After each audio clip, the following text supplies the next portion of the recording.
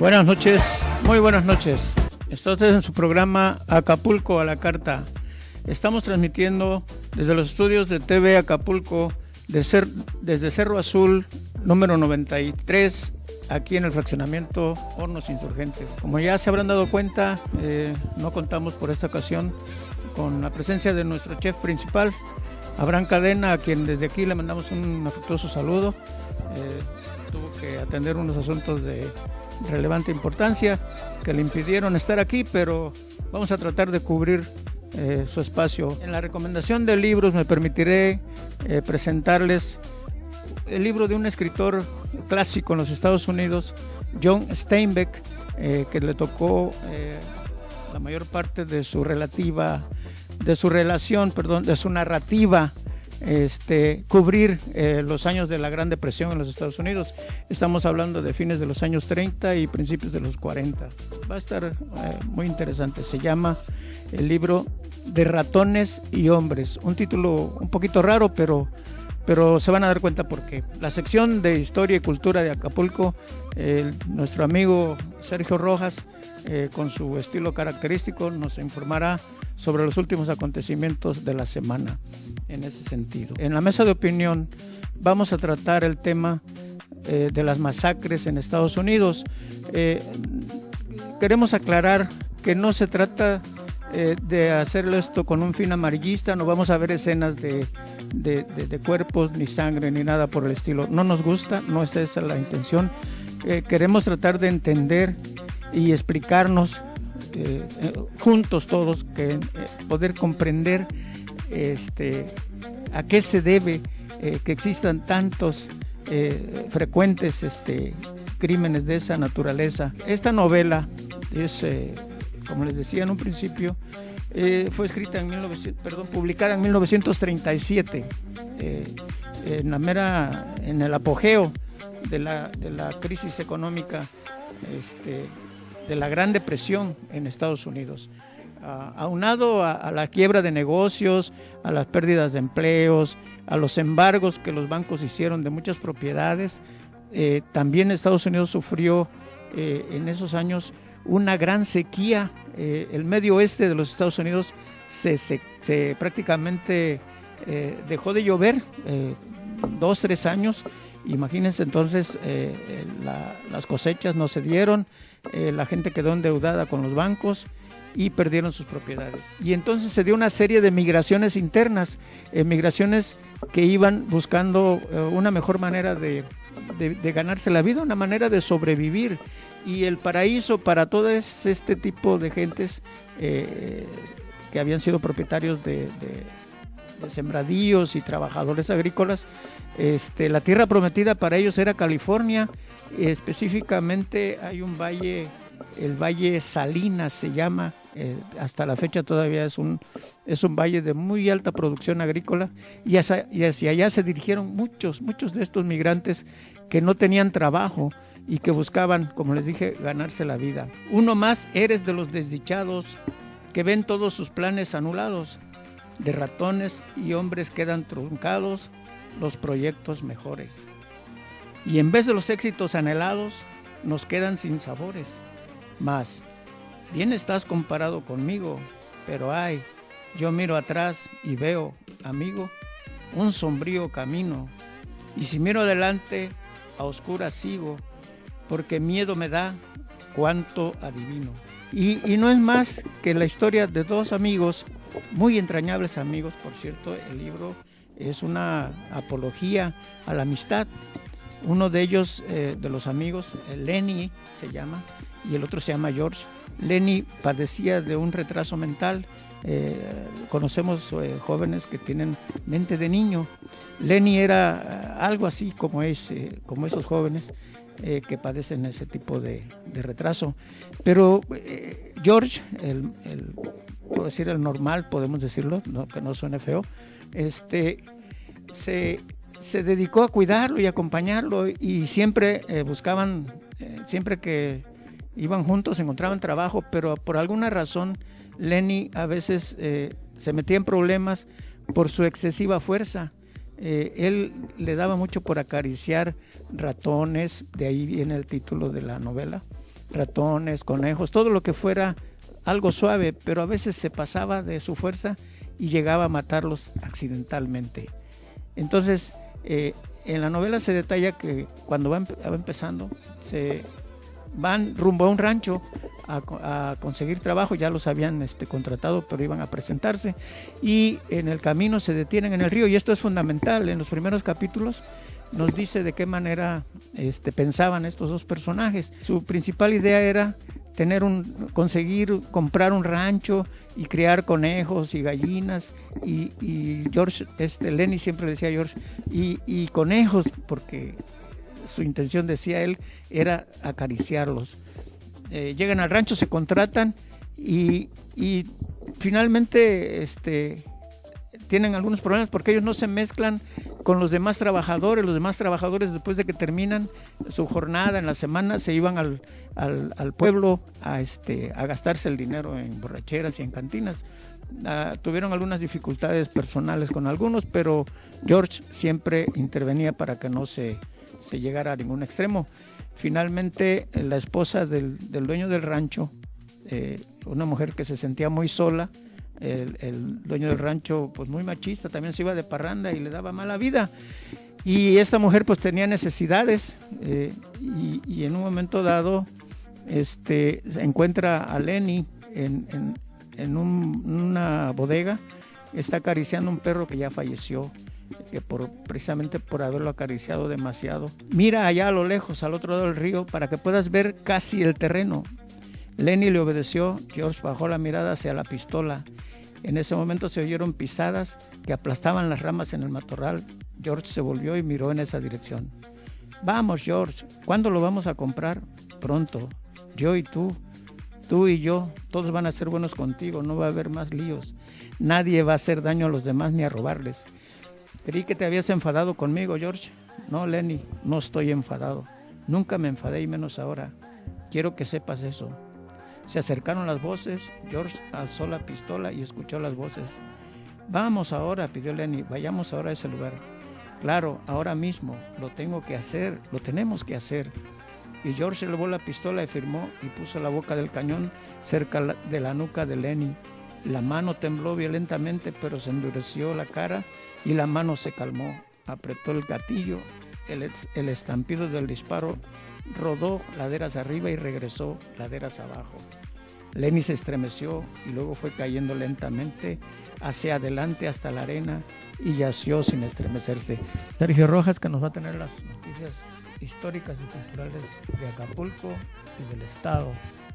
Bienvenido, Sergio. Ha habido una pequeña efervescencia respecto a las cuestiones culturales aquí en el puerto. Se deja sentir esta desesperación a veces, ¿verdad? Por principio de cuentas, se corre una aplicación de suspender al director de la orquesta y coro de Ciudad Renacimiento. Yo no sé por qué a veces las personas nos aferramos a los puestos. Bueno, en parte porque pues está ahí la papa de todos los días, y cómo voy a dejar a mi casa y a mis hijos sin comer. Pero si ya no te quieren, pues vete, ¿sí? Si te piden tu renuncia, pues renuncia. Ya no te quieren. Amílcar Moreno, el director de esta orquesta y este coro Renacimiento, ha recibido una unión en contra de todos los maestros que estaban ahí de él. Dicen que lo acusan de déspota, de maltratos, de amenazas, de extorsión. Se lleva a los niños a hacer presentaciones, eventos, los trae muy tarde, cuando se acaba de regresar él, cuando se cansa, él va y hace su labor. Bueno, pues todo eso ha pesado en la orquesta y los coros de Ciudad Renacimiento.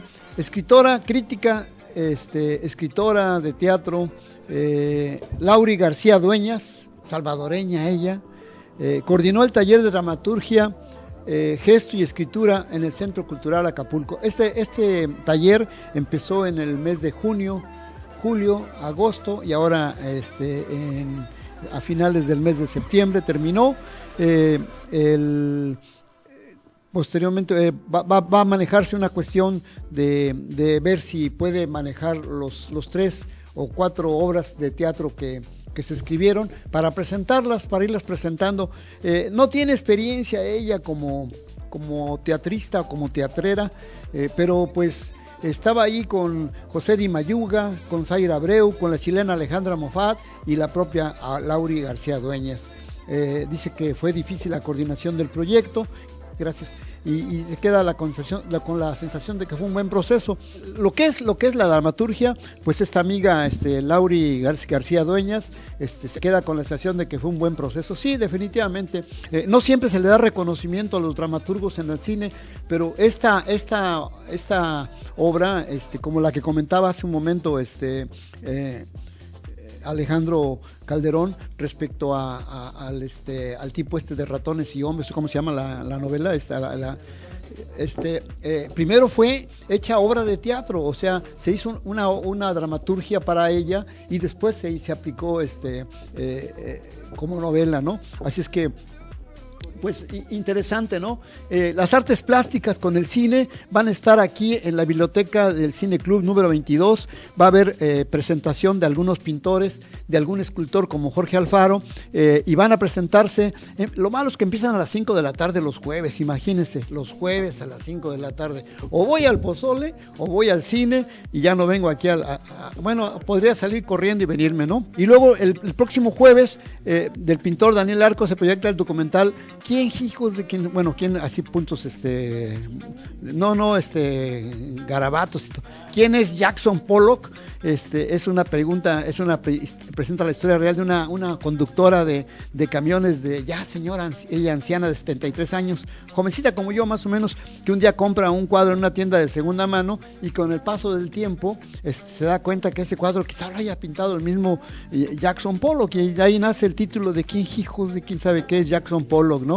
Entonces para el jueves 12, y amigo Lanao, que sí, que no, que cómo, que no, se suspende, no se suspende, se enojan los regidores, se enojan los creadores. Hay una propuesta de un festival alterno. Imagínense que nos permitieran contratar el Acarrey, y que viniera así con piratas viniendo al puerto, y que luego llegaran barcos con enseres de la India y de China, y hacer un gran festival, un gran mercado ahí, que vinieran de toda la República, como había la nao en aquel tiempo, ¿no?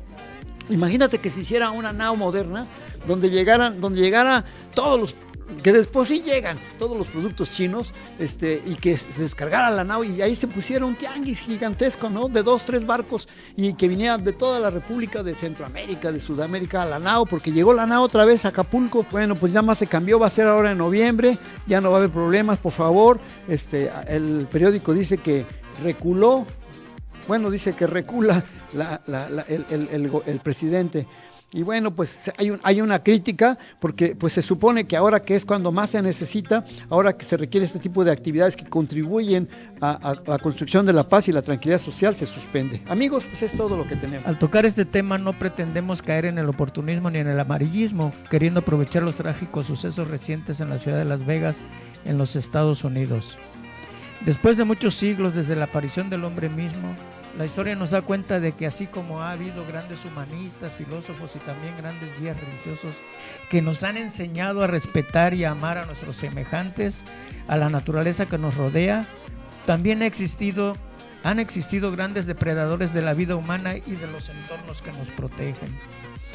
Hasta donde tengo conocimiento, es a partir del siglo XX cuando se presentan estos actos deleznables ejecutados por una o más personas que de forma por demás artera y cobarde asesinan a seres inocentes sin motivo alguno aparente, aunque en algunos casos los ejecutores dejan señales de las causas que motivaron su acción tan reprobable. Recuerden que no estamos refiriéndonos a masacres perpetradas como actos terroristas que absurdamente se ejecutan por reivindicaciones netamente políticas y a veces hasta religiosas. No, esos no, ya que su origen depende de las diferentes ambiciones de los gobernantes de países explotadores de los recursos naturales y humanos de las naciones que han invadido para tal fin, y que también sus gobernados llegan a pagar con su vida sin tener la menor idea de las intenciones de los terroristas. Existen varias versiones del texto de la segunda enmienda, cada una con pequeñas diferencias de capitalización y puntuación, encontradas en los documentos oficiales relacionados con la adopción de la Carta de Derechos. Una versión fue aprobada por el Congreso, mientras otra es encontrada en las copias distribuidas a los estados y luego ratificadas por ellos. Lo que aprobó el Congreso, dice el texto, siendo necesaria, esto es importante, siendo necesaria una milicia bien ordenada para la seguridad de un Estado libre, el derecho del pueblo a poseer armas no será infringido. Quiere decir que será respetado su derecho de poseer armas, que no podrán violar su derecho de tener armas. Esta enmienda fue ratificada por los estados, nada más que le agregaron una palabra más, donde dice el derecho del pueblo a poseer armas, le agregaron en los estados el derecho del pueblo a poseer y portar armas no será restringido. Donald Trump, que actualmente está defendiendo a esta asociación, parece que le entró un poco de remordimiento. Primero le echó porras a todo lo que había pasado. Rápidamente quisieron el trabajo, lo localizaron en 11 minutos, dice. Realmente, pues no fue tan rápido porque este amigo soltaba 600 disparos por minuto. Aventó cerca de 7,000 tiros. Piloto, millonario, adicto al poder. Eso me recuerda a los vaqueros que salían allá en tiempos de matanza de indios, ¿no? O sea, las primeras masacres en Estados Unidos eran contra pieles rojas, contra indios, contra los dueños de Estados Unidos, señor Trump. Eran millonarios, eran adictos al poder o al póker, pues no, lo único que no eran contadores, caray. Este contable, pues yo creo que no era muy buen contable, porque le gustaba más tener armas. 43 armas le encontraron ahí en la habitación. En la habitación y en su casa en Mezquite. Primero que nada, la facilidad con que cualquiera puede adquirir cualquier tipo de arma. Ya vimos los rifles de asalto. Por ahí tenemos unas imágenes de algunas, son prácticamente tianguis de armas, como podrán ver, no hay restricción.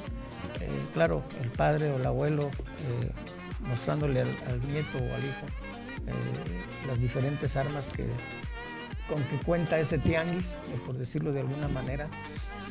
Entendemos que fue un país, hay otras por ahí, entendemos que Estados Unidos fue un país que creó, que nació a base de las armas, pero debería haber un control, y ese control, la agencia que debería de controlarlas es la ATF, que le llaman en Estados Unidos, que le pasa como en la Profeco aquí en México.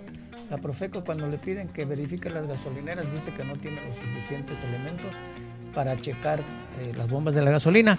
Igual pasa con la ATF en Estados Unidos. Hay una página en internet, ustedes la pueden checar, amigos, es la shootingtracker.com.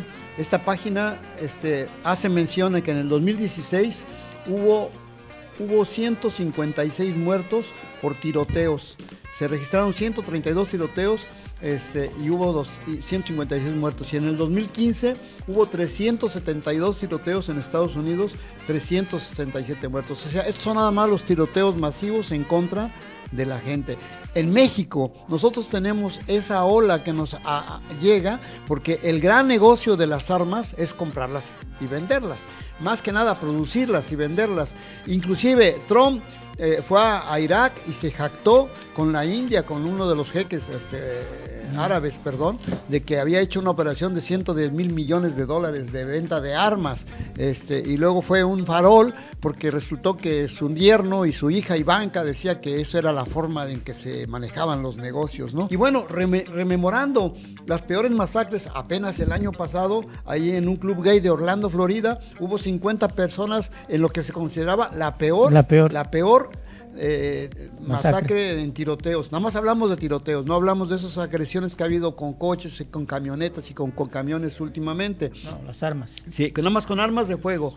Y bueno, dentro de en Ohio, el 22 de abril del 2016, 8 miembros de una misma familia, incluido un joven de 16 años, fueron tiroteados. No se supo nunca qué pasó, no funcionaron las cámaras como aquí en México, no sé qué pasa, nunca agarran nada. Como ven, tratamos en un momento dado de de ver o de determinar lo que creemos que son las causas y por qué motivo persisten y podrán seguir existiendo desafortunadamente este tipo de tragedias mientras no paren a esta organización que desde nuestro punto de vista es la principal culpable de que se generen estos actos terroríficos. Nos vemos para el siguiente programa. Los esperamos para el saludo para el contador Abraham y un abrazo para Abraham. Nos vemos por ahí con él también.